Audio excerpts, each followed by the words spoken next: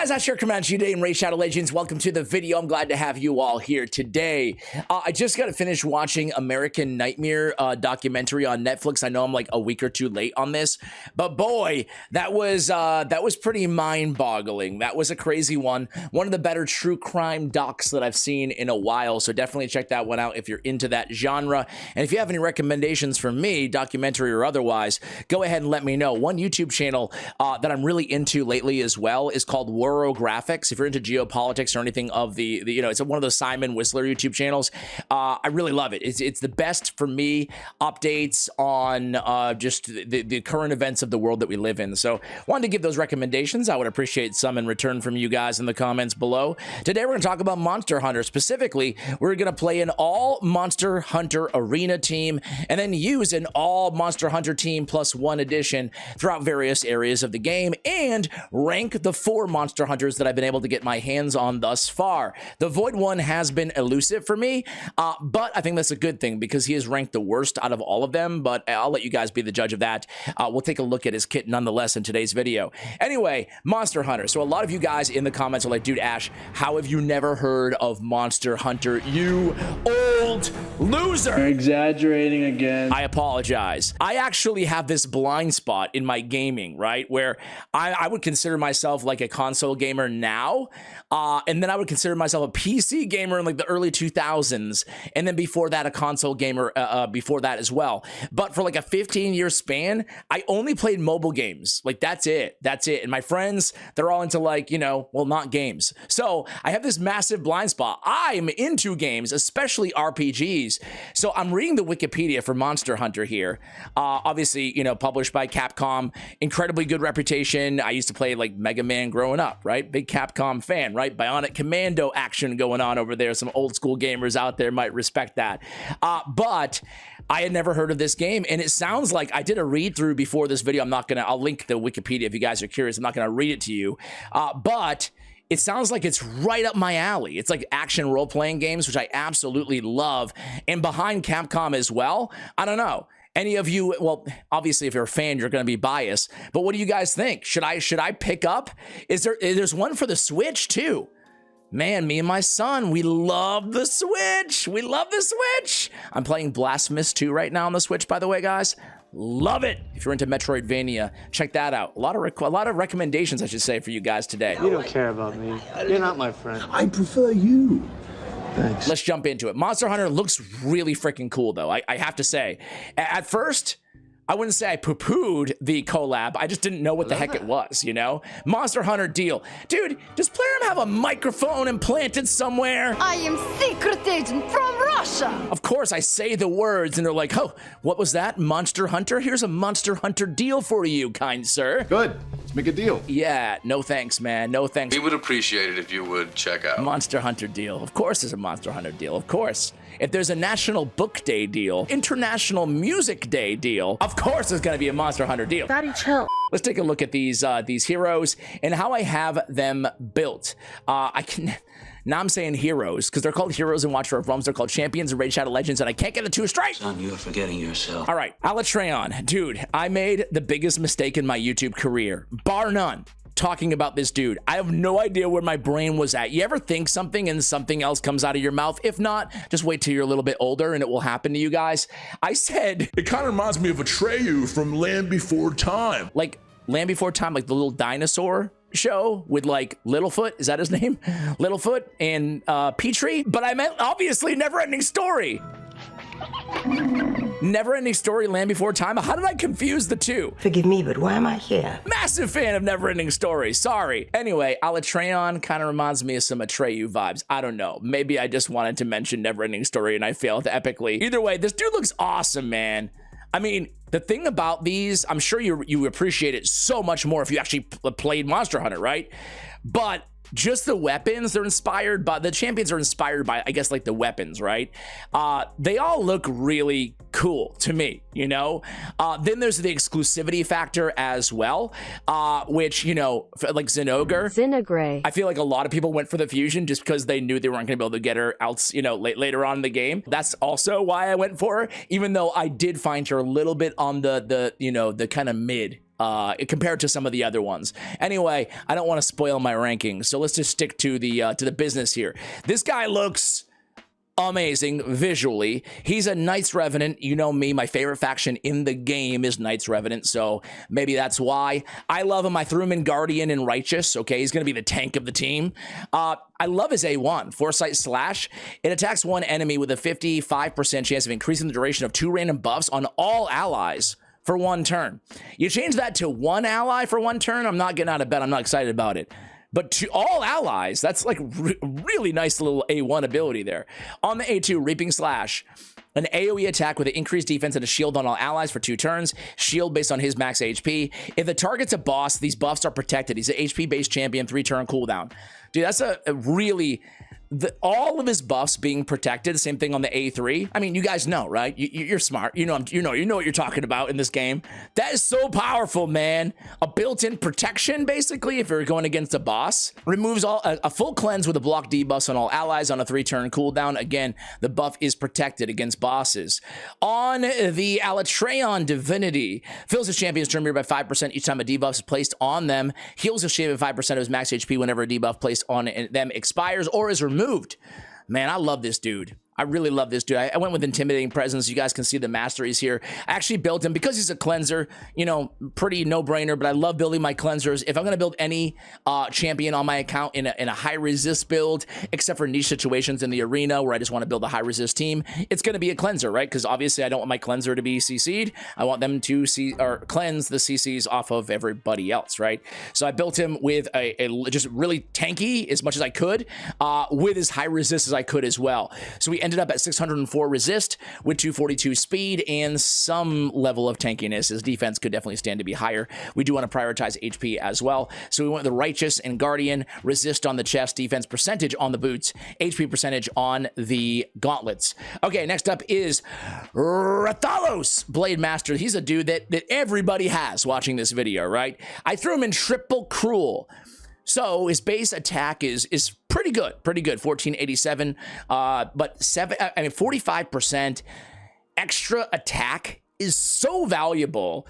So what I like to do now is, because I only have so much Savage and Lethal gear on my entire account, so what I've been actually doing is nukers who I'm going to use more often in PvE environments, I put them in Cruel instead of Lethal and Savage. It's not always the case. I still prefer in a vacuum like a Lethal set on a damage dealer, but you can't ignore all of that attack and you still get 15% ignore defense, right? Plus, as I said, I had a lot of Cruel gear sitting around, didn't have a lot of Savage gear. That's 5 years of clan boss attacks for you, right? That is a personal attack. Anyway, I have him built as well as a nuker, right? So he has crit damage on the gauntlets, he has attack percentage on the chest, he has speed on the boots, he has attack on the banner, crit damage on the amulet, and attack on the ring. You guys are probably familiar with this kit, but in case you're not, he has an irresistible decreased defense if it's a boss, excuse me, on the A1. He has every other attack will be an AoE, ignoring defense on the A2. He has an AoE with increased crit rate, increased speed, crit damage and speed on the A3.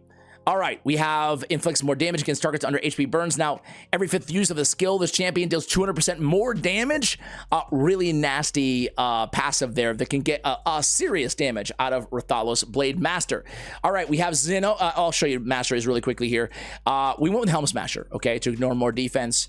So it's kind of actually he's in the arena. He's in arena nuker build right now, but obviously it still applies to some of the areas that we're going to be challenging in or facing in today's video. All right, Zinogre Blademaster.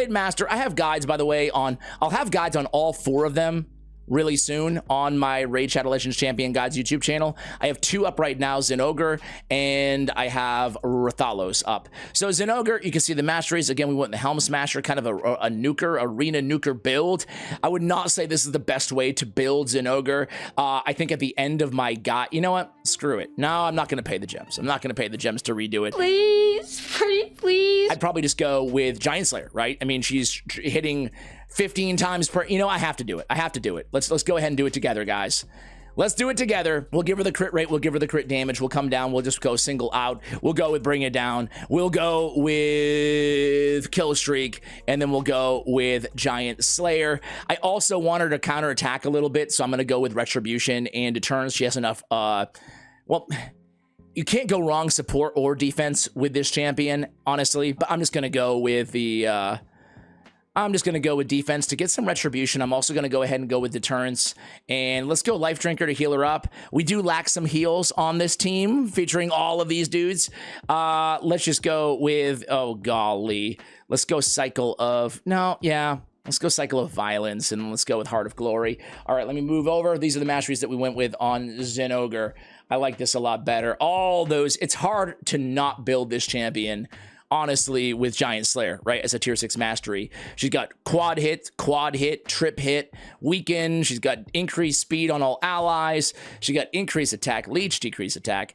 The thing about her is, and I mentioned this in the video, and a lot of you guys disagree with me. One thing that nobody cares about, but as a content creator in Raid Shadow Legends or any champion builder game, collector game like this, is that people get very upset if you don't love every champion, you know? Well, Army knows better. And I totally get it. I totally get it. Plus, you know, honestly, she's not trash. I said that in the video, but I think these reviews are pretty much spot on, you know? I think they're pretty much spot on. Meaning average to above average in certain areas is my overall assessment of her. Of course, I respect and agree, or not agree. I respectfully disagree with those of you who absolutely love her. Either way, I love her aesthetically, and I'm glad that I went for her. All right, we have the Archer Queen herself.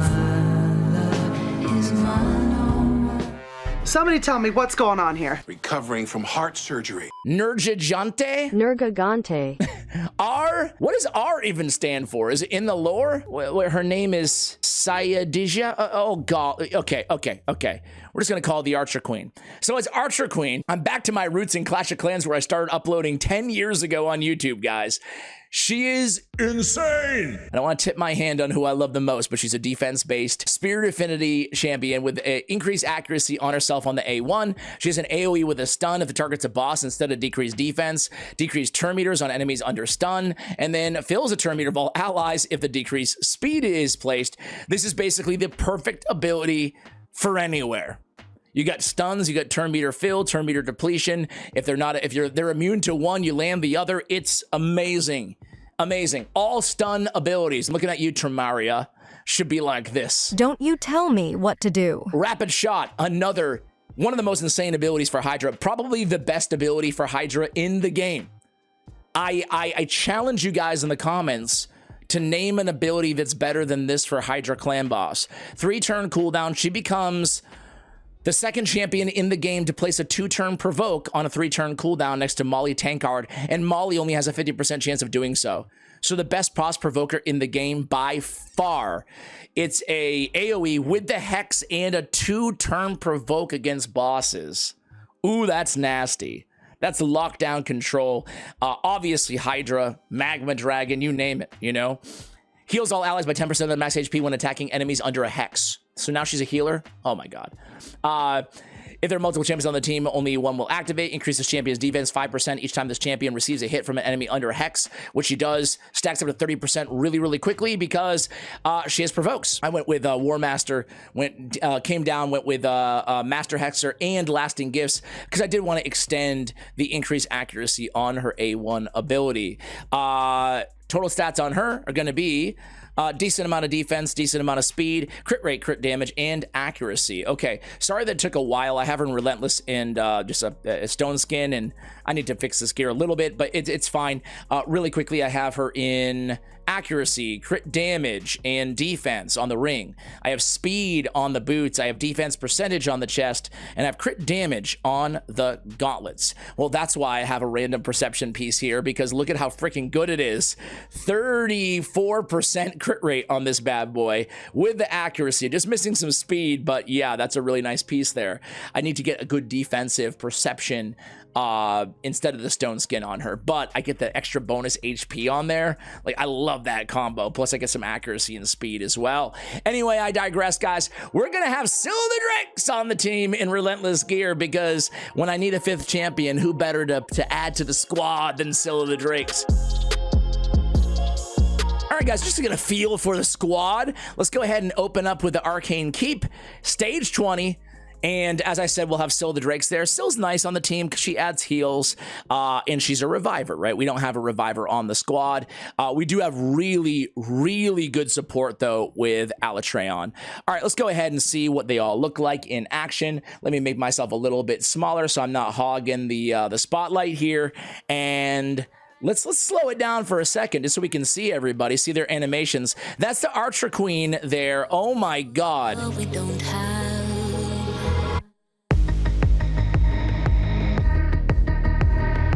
I mean, isn't that insane? The Archer Queen, she got an extra turn too, so she went with both of her AoEs there. But holy moly, she stunned everybody, she provoked everybody, she did a lot of damage. Yeah, that's freaking nasty, man. So she goes right back into it too. So talk about not only one of the best, if not the best Hydra clan boss champion, at least from, like, you know, Provoker in her skill set, right? But she's got to be one of the best control champions in the game with a stun and a provoke both on AoE 3-turn cooldowns, right? And the turn meter fill. I mean, to me, she's one of the better. I'm really tipping my hand on the rankings, but who cares at this point? She's one of the best champions in the game. She's definitely, in my opinion, along with Newt, I think she's the best non-void champion released in a long time for legendaries, right? She's got to be this year's Newt in a way, except for she wasn't a fusion. It would have been a big... I'm going to complain a little bit, as you can see them all in action here. I'm going to complain just a little bit. First of all, I love this collab by Raid. I love that they gave a free champion by Raid. So far, I like the moves that they're making this year, you know? Like, they started with a bang. That all being said, boy... and you notice how all those buffs, or half these buffs, are protected. You gotta love it, man. Gotta love it. I really wish they had chosen a different one of these, like the Archer Queen to fuse. It would have been one of the best fusions ever, so I understand to an extent, like, why they didn't. They don't want to give, you know, every player in the game, one of the best champions in the game. But, I mean, they did it with Newt. They've done it with Helicath, with other, like, really, really exceptional S-tier champions. It would have been great to have, if not Archer Queen, Alatreon. You know, either way. I mean, I'm being a little nitpicky here, but I would have loved to see one of them. They're just so good, right?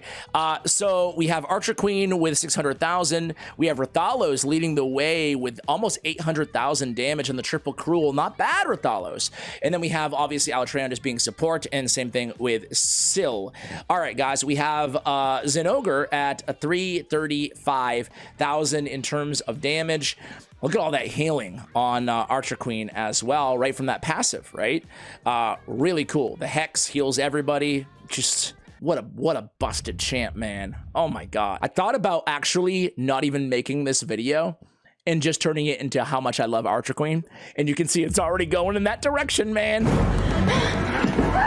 Syl, we have you in the video. Don't be jealous. I love you. Let's go. Let's graduate a little bit. The thing is, with this sort of a squad, I'm not sure how they're gonna do in any, like, regular dungeon here. Let you know where we would shine though together. We would shine in Doom Tower. We just started this rotation at the time of this recording, so I apologize. This is the hard track though. Let's go against the Magma Dragon, right? We have a great provoker on the squad. We can kind of see what the team's up to. And then I want to jump right into the arena, just using the 4 monster hunters, right? And then we will end on just a quick Hydra run. I'm not going to have the perfect team with these 4. You know, I'm not going to really have, unless I put like a Tuwana Rock in there, I'm not going to have that cleanser that I need for the fears, excuse me. I will have almost everything else I need though. You know, I have the buffer, I have the cleanser in general in Alatreon. So we're right there. I don't know. What else do I need? Maybe a reviver. I have the Hex. I have the provoke. Speaking of provoke, there you can see 2-turn provoke, and look at again, Alatreon with all the protected buffs, man. I mean, those are my 2 faves here. Wow, that was some big damage from Rathalos too. Rathalos, man, like, I feel like I always got to remind myself that he's got a really unique hit for a nuker, right? Someone who doesn't really bring any essential debuffs or buffs or anything to the table. He does have that decreased defense on the A1, but aside from that, he's about as cool as you can get a nuker, in my opinion, without giving them anything that makes them, like, super unique, but between the burns, and we don't have a burn, in all fairness to him too, he's easily out damaging everybody, and he ought to be. He's built to be the biggest nuker in the team, but he's doing it without burn too. So picture if there was a burner on the same team, he would be getting even a lot more damage. He's definitely a really, really great PvE damage dealer. There's no doubt about it. I would call him elite in a lot of situations, especially when you have a burner on the team. Let's just jump into the arena here, guys. And I don't know. I mean, sure. I'm not going to be able to face like super great teams because I don't have anybody fast enough to go first or anything like that. However, I do have Zinogre built to be the fastest on the team purposefully so she can place the increased speed on everybody else and open with her A2. So let's go against, well, Lord Shazar, right? Not blown away by her damage. I gotta be real with you guys on that. Let's go with the AoE. Obviously, it's not gonna do any damage here, but we are gonna have everybody on the team with a nice shield, which is great because we don't have a bolster set on this team or anything like that, and the increased defense. Now we can get cooking here. So we have a choice to make. We can open up with the Hex and the Provoke, or we can open up with the Stun. I wanna go with the Stun because then we can decrease their turn meter at the same time. I think A2 is the way to open here. So we stun and decrease turn meter. Fantastic. Now we're setting up Rathalos. I think we could, yeah, we can smoke almost everybody just with the A3. I mean, I gotta say, they're a fun little squad to put together, right? They're like, I'm having fun with this team. Let's go against this team here. All right, what we got? What we got here? Let's just keep it on auto this time and see. Oh, okay. Well, hey, can't win them all, guys. And I don't cut losses here on the channel, so there you go. You won't tell anybody, will you? Hey, they go first. Like I said, that's going to be our issue. Let's go against this squad. Why not? And again, I imagine they're going to go first, but hopefully we can... they take down Rathalos. All right. You know what I'm going to do after this battle, guys? Ooh, look at all this stone skin. Uh-oh. Well, I guess I'm just going to A1 into Sun Wukong, take him down. And let's just buff up here, right? Let's just buff up, wait for the stone skins to fall off. Okay. Sun Wukong's back up already. They wake themselves up. I'm dealing with bombs here. Okay, and we're about to get smoked. We're about to get smoked. And all the bombs go off. Fantastic stuff. Okay, all right. You know what I need, guys? You know what I need? I need a speed booster on these teams, right? I need a speed booster. So let's make a sacrifice here. Let's make a little sacrifice. Zinogre, we love you. We love you. But as I said in the video, I am not a massive fan of her in the arena. And I'm sorry if some of you guys disagree with me. I'm just not. Let's go with a Crixia because at least she's going to be able to come in here and put their skills on cooldown and give ourselves a fighting chance so we can do more of a proper spotlight on their abilities, right? Again, we're going to come in with the A2 here. Gonna buff up on my team. We're gonna go in. This time, let's just try the A3. So we go in there, we hex everybody. We do some nice damage too for a control champion. Everybody's provoked. Fantastic stuff. Let's go in this time, Rathalos, on the A2 ability, and let's just take down. Let's see if we can take down Bad Alcazar here. Okay, so we did that knowing that they have a Reviver on the team, but she's provoked, she's CC'd anyway, and the next time we have that ability up, which is going to be the next time we take a turn here, we can go ahead and come in and do an AoE on that ability. So let's reset the skill cooldown, and let's try the A2 out as an AoE. Boom. Obviously, going against negative affinity Duchess isn't the best example there, but hey, he did the AoE. He got the job done. Are any of you guys using Rathalos inside the arena? Would love to hear from you guys. All right, guys, let's switch. I mean, you guys get the point, right? All these champions on the same team in the arena, not incredibly entertaining. Maybe you guys were. Maybe you guys were. No, we've already done Doom Tower. Time to do Clan Boss. Time to do Hydra. I only have one key left, and I need to do Hydra hard. I have not done this yet. Actually, first off, let me just take a look at my clan. See if anybody is using, in my clan, any of these, these champions, I'm not sure who has them, to be fair, right? Because you figure they'd use Archer Queen if they had her, right? And I'm not seeing, I don't know who has her. Okay, anyway, I digress. Let's go back into it. This is the squad that we have together. We have an Arbiter for increased attack and a healer and a reviver, and we have Lydia. The problem is no way to deal with the True Fears again. So that's the big issue that we have here on this squad. But it's going to be fun just to watch the team anyway. All right, so Zinogre goes in there. She places the increased attack on everybody, which is great. Actually, Lydia probably already did that, so forget it. But you can see already the protected buffs, right?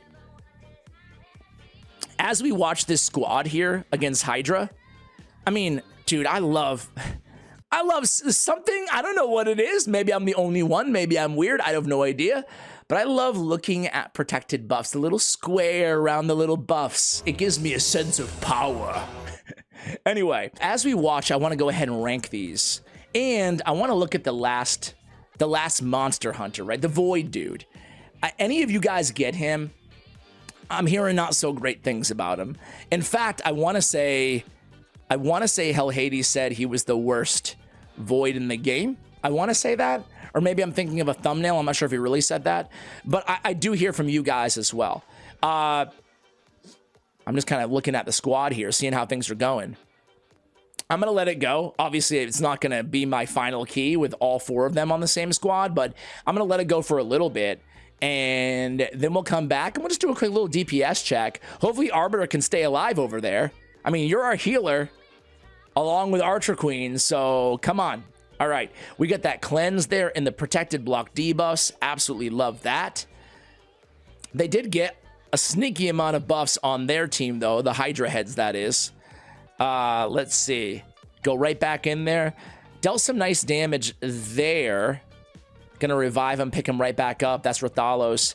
I love Arbiter's A2, not just in Hydra Clan Boss, to decrease the duration of those buffs in case they do get buffs like this situation, but also to evade polymorph in the arena.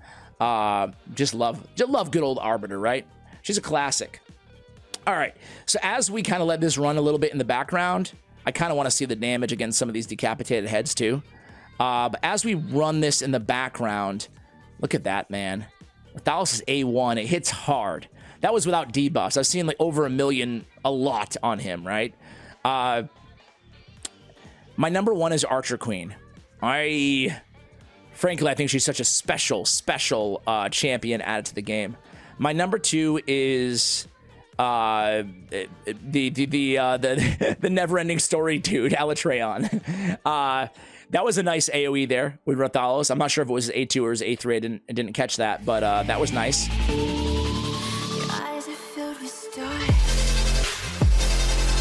Now they all have Hex. They all have their debuffs. So let's start getting some AoEs down, right? Let's see. Number 3 is going to be Rathalos. And number 4 is Zinogre. And again, I mean, I feel like I'm coming off at like a little bit, whatever, tepid in my criticism. I don't hate that champion at all. As I said in the guide, I think she can help a lot of players out in the game, you know? I just think she's a little bit more niche than everybody else, right? I think the top 3 that I mentioned, especially the top 2 that I mentioned, I think they're really exceptional, can help like even endgame accounts, you know? Probably Rathalos, the same thing, helping endgame accounts in certain areas of Cursed City, etc.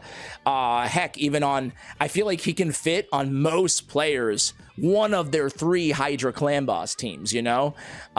Anyway, let me go ahead and take a look at the last dude. All right, so Rathalos Blademaster, they give a 3.5, right? So he looks really cool. I'll say that for him. I mean, definitely cool looking dude. They give him pretty bad scores everywhere except for Scarab King. They give him a 4 in the arena, but that doesn't look like a 3.5 to me, does it? these are area rankings. Anyway, ignores defense if the attack is critical. 20% chance of granting extra turn on his A1. He's ignoring the Stone Skin and everything else on his A2. AHP based champion, 0.3 HP, and AoE ignoring defense if the attack is critical, decrease target's defense up to 30, kind of a Harima type move on the A3, and then attacks one enemy 50% of their target's defense, fills his champion's turn meter by 50%. If the attack is critical, damage inflicted by the skill cannot be decreased by enemy passive skills or masteries, except for the passive skills by bosses. Damage inflicted by the skill cannot be increased by this champion's masteries or passive skills, except when attacking bosses. Is a secret skill, only becomes available when any 3 of the champion skills are used in a round. I hate that stuff, man. You know, it all comes down to the multipliers and looking at, on a kit like this, who's all about ignore defense, all about ignoring stone skin and ally protection and stuff like that. It all comes down to the multipliers, and those multipliers don't necessarily blow me away, but I have not, you guys know I don't use the dev build, and I have no firsthand experience with that champion, so I don't want to judge him too harshly just based on what other people say, except for you, my amazingly intelligent and wonky viewers in a good way when it comes to Raid Shadow Legends. So you let me know if you have this dude, Rathalos. If you have him, what do you think of him, right? All right, guys, we've gone 33 turns here. I don't know. Let's wait to get to 20 million damage. I gotta say this, the team is not that bad. Things have stabilized a little bit. It was a little rocky early on, but you just gotta love the provoke, the everlasting provoke, especially in that relentless set. I think it's gonna allow her to basically lock down provoke at all times, right? Let's see right now. Of course, I say that, and she's not going to get back around to it, right? Let's see. She has decreased speed, too. Decreased speed, I don't need to tell you guys. I say it all the time. It's one of my absolute favorite Hydra clan boss debuffs to have. All right, can she get in there, Rathalos, right now, and get that provoke on right now? Let's see. Come on. She's next up. She's next up. Yes, she can. 2-turn provoke. So it's basically like 24/7 lockdown provoke. All right, guys. I think this team is actually, like I said, this team is, it's growing on me. It's growing on me. Little bit of a rocky start. Let's go ahead and end the battle. Check out the damage, check out the stats, check out the healing, and call it a video. What do you say, guys? So we have Archer Queen, 5.8 million on the damage. Zinogre, 3.3 million. Rathalos, almost 10 million damage. Way to go, Rathalos. And Alatreon, obviously not built for damage at all. Just built for those protected buffs and the cleanses and everything else. Guys, hopefully you enjoyed this video, man. I gotta say, this has been a fun, for a guy who doesn't even know the franchise, the Monster Hunter franchise. The champions look freaking cool, and overall, we got a freebie. Can't ever complain about a freebie who's actually a damage beast, as you can see here. I've been a fan of this collab. What about you guys? With a little nitpickiness of I would love to see those fusions flip-flopped a little bit. But let me hear from you guys. Which of these do you have, and who's your favorite based on this kind of quick anecdotal showcase? Thank you for watching till the end of the video, and as always, take care, guys.